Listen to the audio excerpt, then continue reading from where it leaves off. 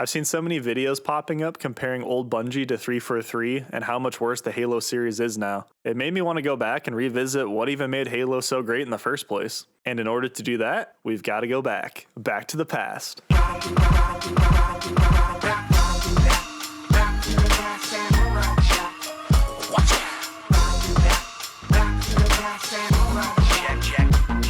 Halo 1 launched November 15th, 2001, and you gotta keep in mind, I was 8 years old at that time. I didn't know anything about the Xbox's launch or Halo. I didn't know about E3 or most gaming news at all. The internet at my house was still stuck on dial-up. I'd never even seen an Xbox or the controller before. I was more excited about maybe getting a GameCube for Christmas so I could play Super Smash Bros. With my friends. I do, however, remember going over to my cousin's house around Thanksgiving in 2001. We normally played Age of Empires or StarCraft when I went over, but they also had an N64 in their basement, which was kind of like a mini theater room. The last time I went over there, we played a lot of GoldenEye split screen, so I was pretty pumped to play that one again. It was awesome just to have 3 other people around to play games with. 99% of the time, if I wanted to play games, I'd have to just play them by myself at home.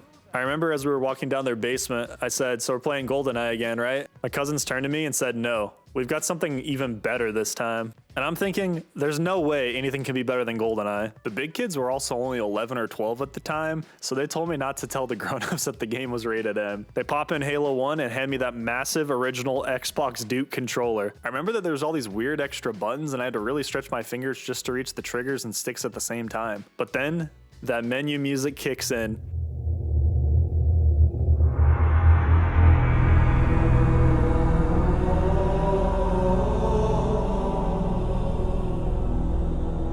And it's the most incredible goosebump feeling I'd ever experienced up until that point. I felt like the entire world stopped for a few seconds and everything else I'd done didn't even matter. I instantly knew this was going to be different than any other game I'd ever played in my entire life.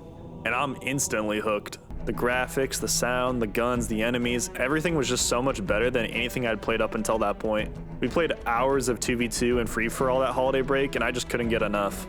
After the holidays, I had to go back home, and it wouldn't be for a few more years until I got to play Halo again. But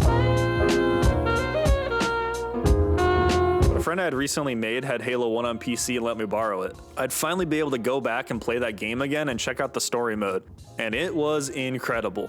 I was old enough now to actually understand the story and what was even going on. The mystery of fighting off an alien race and landing on an unknown world. The sheer scale of everything was ginormous. It was even bigger than Ocarina of Time. I really liked having that helpful narrating voice of Cortana and the waypoints to help you never get lost. And I thought the AI was just so advanced. The Marines would get in the Warthog with you. They'd cheer when you did cool jumps. It was awesome. And the story was also really interesting. The main character hardly ever spoke, which I thought was really cool. The game does a really great job of putting the player in the main character's shoes. You're experiencing the world and plot through him, and the player really becomes the Master Chief. Even the vehicle combat was so smooth and fun. A lot of games had pretty janky driving controls, but Halo seemed to nail this pretty well. And as I progressed through the story, I eventually got to that level, 343 Guilty Spark. I was so scared during this level. You got the radio chatter and all the static playing through your communicator as you explore the area. There's this weird ominous jungle as you slowly work your way through it into this standalone building. This is the first time you're all alone and you don't have Cortana there to talk to you and guide you as you kill Covenant.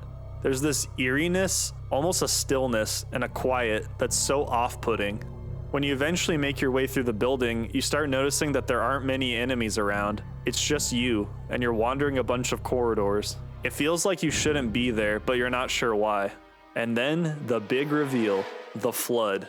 Having the footage from a fallen Marine's helmet show you what happened just before you arrived, that was genius. You see everyone killed right in front of you, maybe just a few hours before. A new enemy that's even more terrifying than the Covenant, and those guys already have been hunting you and trying to kill you the whole game.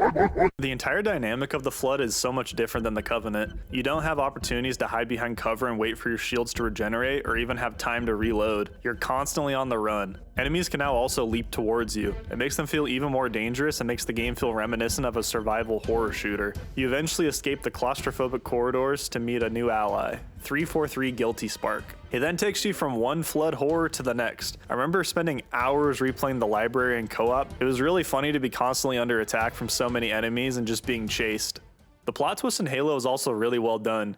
You think that you made this new friend who wants to protect the universe from the Flood, which is true, but you don't really understand what Halo is until Cortana stops you. You find out that Halo's a weapon that destroys the food that gives life to the Flood, not the Flood themselves. The Forerunners had their backs up against the wall and made a difficult choice that they had to stop the Flood from consuming the galaxy. They tried to contain the Flood and eventually had to wipe themselves out for the greater good. Another thing that I loved about the Halo 1 campaign were those little lower third chapter titles. It helps the player recognize that they've passed a new checkpoint and are making progress through the level, and sometimes the messages are kind of funny. Some of these levels take 20 to 30 minutes to complete, so having these little progress reminders is really nice.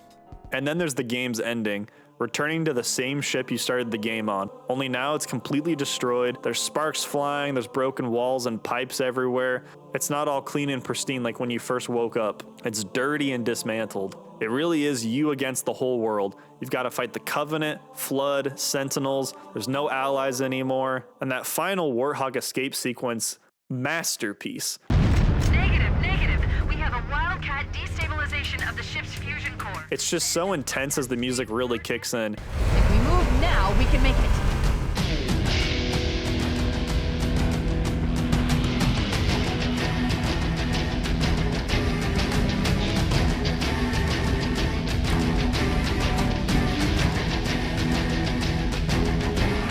You feel like you just barely escape, and even though you saved the day, it doesn't quite feel like a triumph. Like all you were able to do was just survive and live on another day. All your comrades are dead, and this beautiful yet terrible world that really is a weapon was destroyed. I thought it was really cool if you beat the game on Legendary, you got that extra cutscene with Sergeant Johnson hugging the Elite. I read the books later on and realized that this technically isn't canon. Also, if you played Halo 2, duh. But I still thought it was a really fun little Easter egg and something else to work towards. I love that in the final cutscene, Master Chief takes his helmet off and you don't see his face. It just adds this extra element of mystery to the character and how little you really even know about him. And after I beat the game, I did what any kid did. I looked up Master Chief helmet reveal reel on YouTube to see if there actually was any footage. There was actually a video though of someone who was able to change the camera and show what it looks like. And it's funny because when he takes his helmet off, there's just another helmet on his head. And I actually love this even more from the devs. And it made me realize that they didn't want us to see his face. And I just thought that was awesome. And now that I'd saved the universe, there was only one last thing to do. Who's that Pokemon? It's Slayer. I'm pretty sure I got on every single day for about 2 months straight playing Capture the Flag on Blood Gulch and trying every possible custom game imaginable. I was still a little kid back then, but I was absolutely whooping people online. Some people would get legitimately mad and say certain kills didn't count because I killed them while they were typing. This was a thing called type kills, and most people would just make fun of them for crying about it. But there was a really cool community, and this was one of the first times I'd really played multiplayer games online. I found out a lot of tips that I just didn't discover on my own, like the assault rifle was bad and the pistol was the most goated weapon of all time. It just didn't make sense. How was the pistol, a sidearm, the best weapon in the game? But after doing some aim battles against people to train and get better, it became really apparent, yeah, this thing 3-shot headshots people and is just insane. Run for your life! He's got the Halo 1 pistol!